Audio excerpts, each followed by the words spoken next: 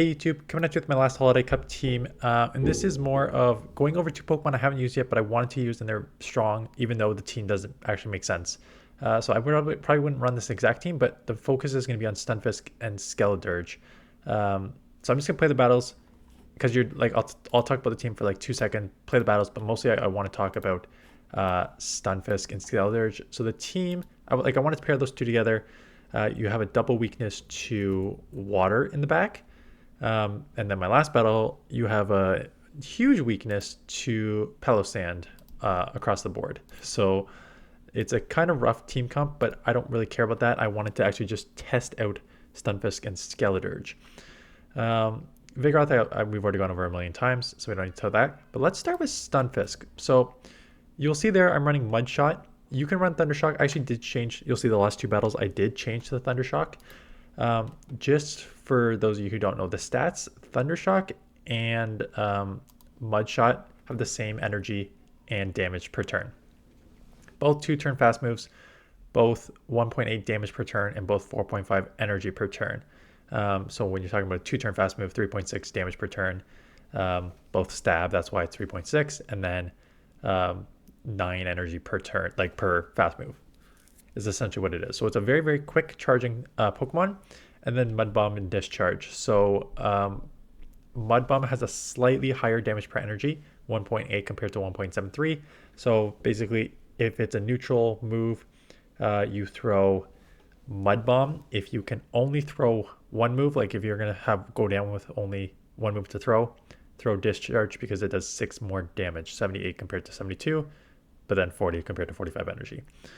So I use this Pokemon because someone in my factions team recommended it, and it's a combo of you aren't seen. So I said you're weak to water, so there are lanterns, but outside of lanterns, I've seen a couple Jellicents, but there's not a ton of Jellicents, and then grass, but there's not a lot of grass either, and then you are weak to ground too, but like haven't seen really a lot of Diggersby. So it's like you got to worry about the ice and like Frostlass. You got to worry about Lantern, Water Gun Lantern, even Spark Lantern's not actually bad. Like Spark Lantern's actually probably a pretty good matchup because Water Gun is super effective. Like Water Gun Lantern is going to beat you, but you probably beat Spark. And I'm confirming, yes, you actually do beat Spark Lantern, right? Because Spark is double resisted because of the triple resisted, double resisted on the ground, single resisted on the electric. So Spark is just super, super, super walled, and you're doing super effective with Mud Shots and Mud Bombs. So you will beat a Spark Lantern with ease. So that kind of handles one of the sort of water issues. So what I found with this Pokemon is that it is very, it's spammy. It's decently strong, but not overpowering, and felt pretty safe in this meta. So like I said, in terms of damage per energy, 1.73 and 1.8 damage per energy, those are pretty good damage per energy ratios, right? They're obviously, anything above 2 is super, super strong when you're talking about like, when you get to the community moves like Hydro Cannon and stuff like that, you're looking at like 2.4. But in terms of like 1.73, 1.8, like those are like good damage per energy moves. And the fact that they're both like 40 and 45 energy makes them pretty quick to throw. So it's feels like a very spammy Pokemon that just keeps hitting. Where I always have problems with these Pokemon is great damage per energy, like per turn, both quick moves, 40, 45. You're either throwing a 72 damage move or a 78 damage move. So where that gets you into trouble is when you're against Pokemon like, I was against an Altaria, and it's going to take like 3 discharges to take out Altaria. You really don't have that nuke ability. So you're truly just using this as like a very, very spammy Pokemon. In terms of stat products, it's pretty good. I always mention in the Great League, you have that 2000 overall stat product is what you're looking for. So it's a more defensive heavy Pokemon, 101 attack stat, 128 defense, and 169 stamina. So it's a pretty decently bulky Pokemon and a spammy Pokemon. So that is how you use it. I use it as like a, I think I use Skeledirge as a safe swap, and I'll go over Skeledirge in a second, but I think it's just generally safe against most of this meta. Um, you really usually have something to throw at everything, right? Mud Bomb Discharge, you usually have something to throw at anything in this meta. Um, it's pretty safe. And it's actually PvP just basically says like whatever its traits. It's bulky, it's spammy, and it's a low fast move pressure. And that's essentially it. I would add like not super strong fast move pressure either. I mean, strong, not really strong charge move pressure either, but that's it. It's a bulky Pokemon. It's a spammy Pokemon. Your fast moves isn't going to do anything. You're just getting to the spam. The charge moves. Charge moves aren't super effective. Like they don't add up super quick, but they do come pretty quickly and they have like good damage per energy. So in terms of Pokemon, if you want something that's just like generally safe in this meta, if you're speeding a lot of Spark Lanterns, a great answer there. Plus, like again, you're just going to do like the Vigoroth matchup is a 489. So Vigoroth will just outpace you, but it's left with 3 energy left. So 3 health left. So if you get 1 spark, you flip that matchup on Vigoroth, right? So Vigoroth Lantern is a pretty decent overall Pokemon. One that's not used, like in the Open Great League, everyone's all Galarian Stunfisk. I think just because it has that Earthquake that you can actually nuke stuff with, and Rock Slide provides you that sort of flyer coverage as well. And I think just because the ground electric typing is kind of a unique one where you add like a bunch of weaknesses, right? I think it's just the ground typing that takes no. So the ground typing has 3 weaknesses: grass, water, and ice, and then the electric adds a ground weakness. So that's 4, as opposed to if you're looking at Galarian Stunfisk, it also has 4 actually. Your steel adds fighter and fire and ground, and your ground only adds water. And then the other things that you were weak to with the Unova, the steel offsets ice and grass. The steel offsets. So that's a trade-off between the two. So that is Stunfisk. I think it's decent in this meta for sure. Just be aware that that is how you use it. In terms of Skeledirge, I have been playing Go Battle League since season 1, and I have never seen a starter Pokemon come in and immediately dominate the meta. If you saw Dunebug ran in the losers bracket, ran the Sacramento Regionals with Skeledirge, and it's because its overall stat products are sort of whatever for Great League. I already kind of mentioned like a lot of these starter Pokemon, because it's like there's 3 evolutions worth, like baby, middle, top. Because it's already 3rd evolution, your stat product was never going to hit that 2000. So it's a 121 attack, 109 defense, 139 stamina.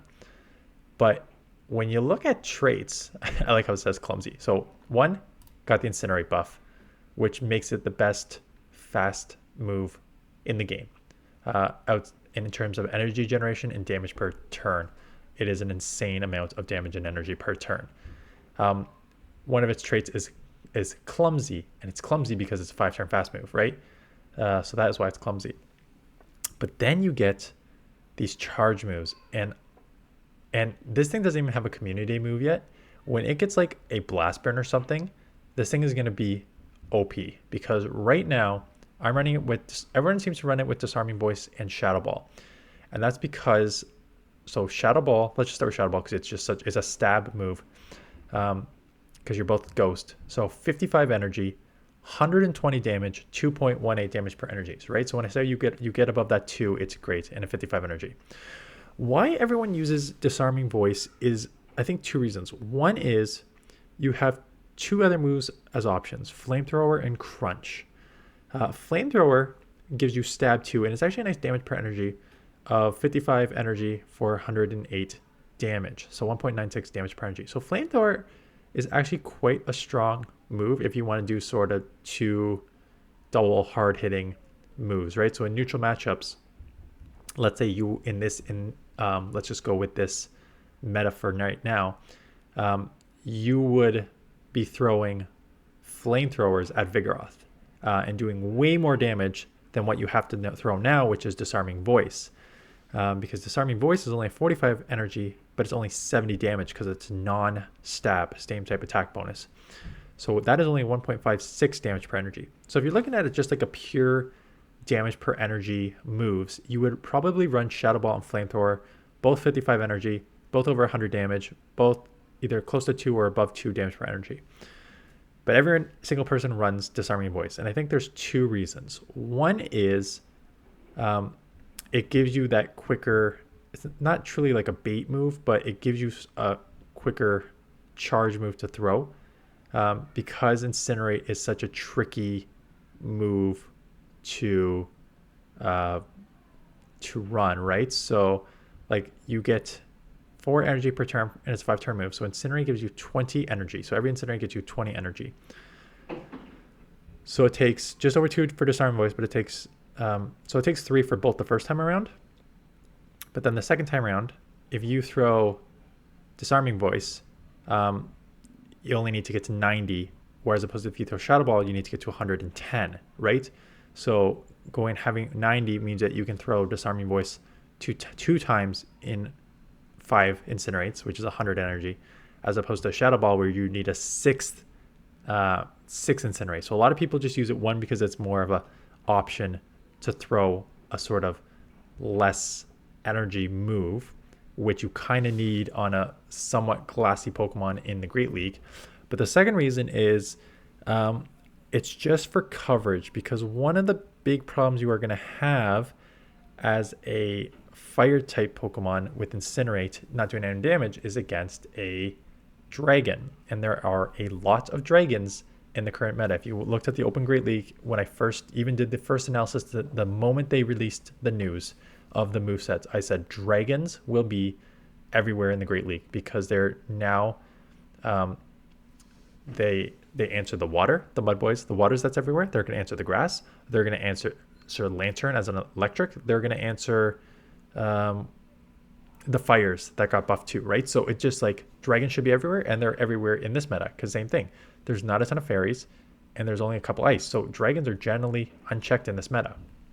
So that is the other reason that people are running Disarming Voice, is to have an option for the dragons being able to hit super effective against the dragons, or you'd have to go for a Shadow Ball. So between those two, that is why.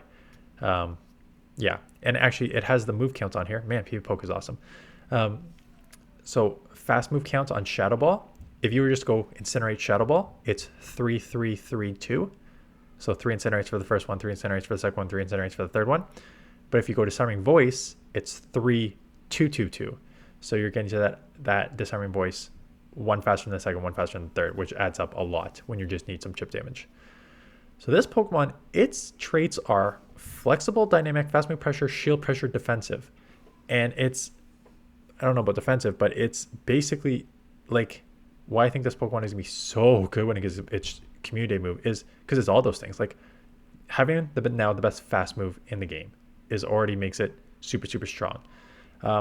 Having a stab Shadow Ball with a 2.18 damage per energy with only 55 energy, that makes it already a combo of a insane fast move with a super hard charge move.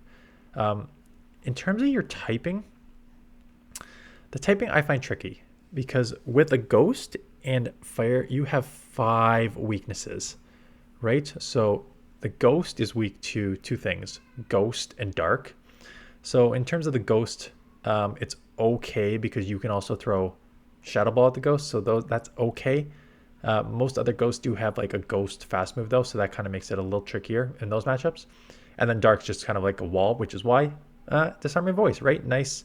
I mean, it's not a wall because Incinerate is still neutral, but you can't throw Shadow Ball, so you have to throw your other move, so Disarming Voice is just nice for those Darks. The Fire adds 3 weaknesses, Ground, Rock, and Water. And when you're so, it says it's defensive. It's not glassy, but it's pretty glassy in the Great League. I think a lot longer in like the Ultra League and stuff like that, it has a little more play. But in the Great League, it is kind of glassy for what it is. But to have 5 weaknesses, and those weaknesses are pretty much everywhere in the Great League. I think it has a lot of flexibility in this league because, again, dark is not banned, but it's not one of the main typings. So you can only get in as a dark as a secondary typing. So you don't need to worry about that. There's not a ton of ghosts in this meta. And like I said, you can hit ghosts okay too. But now it's like Vigoroth with Rock Slide. Lanterns are everywhere. In open Great League, the Mud Boys are everywhere. You also have a bunch of ground type Pokemon in open Great League, like Gligar and stuff like that. So for this, I really enjoyed using it. I'm probably using it right now because I'm filming this on Wednesday. I've got like one more set to do. I'm probably using it Wednesday and like my remaining battles on Thursday. I'm probably using Skeledirge on my team because I think it is actually just very strong in this meta. And now I just wall a Wiggly here, right? So I think that it is definitely one worth, if you do not have one built yet, I think it's worth building. I haven't built my ideal IVs. As you can see on screen, it is a 6, 10, 12. I tend, with starter Pokemon, if I want to use them immediately, which I have not had to do in the past, I tend to build ones that don't have optimal IVs, and I save those for community day moves because you know that starters are going to get community day eventually. It just, when? Skeledirge, probably like 2-3 years from now, right? So you probably have to sit on that for a while, but I don't think it's worth sitting on not using it because I think it's very strong. It showed how strong it can be in Open Great League. Open Great League ranking is actually ranked 55. It just showed how strong it is in regionals, and it's showing how strong it is in this meta here. So yeah, so that is Skeledirge and that is Stunfisk. If I was to use one, like I said, I haven't chosen my next team yet. I've got like one set today, and then I'm going to do like 4 tomorrow and bank 1 for the Great League on Friday. So I got like 5 more sets. I'll probably use Skeledirge plus 2 others. Haven't decided what 2 others yet. But I think I will definitely use Skeledirge plus 2 others for my remainder 5 sets. So that is those 2 Pokemon looking over. Vigoroth I've gone over 100 times. Plus I've already gone over in Open Great League. Going straight Shadow Ball here because I don't think Disarming Voice would actually take out from this range, but I know Shadow Ball would, and there's your Disarming Voice is there. I'm going to double shield because I'm reading maybe they have like something weak to fire in the back. Like try and draw out. And so I'm like, okay, let's just bank that. Right? And I kind of read that.